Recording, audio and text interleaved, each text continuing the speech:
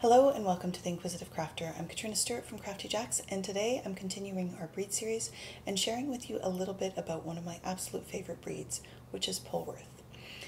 So Polwarth is a breed that was developed in the 1800s in the Victoria area of southwest Australia.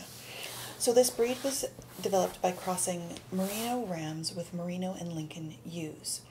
Most of the combination now is about a quarter Lincoln and 3/4 Merino. So you've got the softness from the Merino and the length from the Lincoln and a little bit of sheen. So most Polwarth is between 4 to 6 inches for its staple length, though you will find some that have between 3 and 7 inches for their staple length. Now this staple length makes Polwarth an absolutely beautiful introduction to the fine wools for a beginner spinner. That extra staple length just makes it a little bit easier to spin. And some of the things that you're going to find when you spin Polwarth is how beautifully it puffs up after you finish your yarn. So it creates a really soft, squishy, next to the skin soft yarn. So this one is actually a Polwarth silk blend that I spun. I talked about it in one of my makes videos a while back, and I absolutely love spinning Polwarth. The sweater that I'm wearing is on our Plush Luxe DK base, which is again a Polwarth silk blend. And as you can see, it's next to the skin soft and it wears beautifully. The longer staple length prevents as much pilling. Obviously all sweaters pill, but it doesn't pill quite as much as some of the shorter staple length fibers.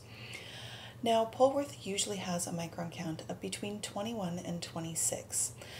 The fiber that we source is certified organic Polwarth, but that is changing in the next month or so. So I just got an email from my distributor because I've been out of the organic Polwarth for a couple months and they were waiting for this year's clip to arrive. And with this year's clip, their distributor is requiring 20,000 pounds of the fiber in order to process it as and certify it as organic. So while the fleece that he is getting is still from the same ranches, it's still, the sheep are still cared for in the same way, it just will not be GOTS certified organic. So there will be a new name coming for our organic Polwarth. Now the difference between an organic Polwarth and a regular Polwarth is a couple of things. So some of the things that make it organic are that the sheep are not mulesed, the fibers are not dipped in pesticides, they're not, they're given a lot of grazing time, and they're just cared for in a slightly different way. All of the fiber is also around the 21 micron count.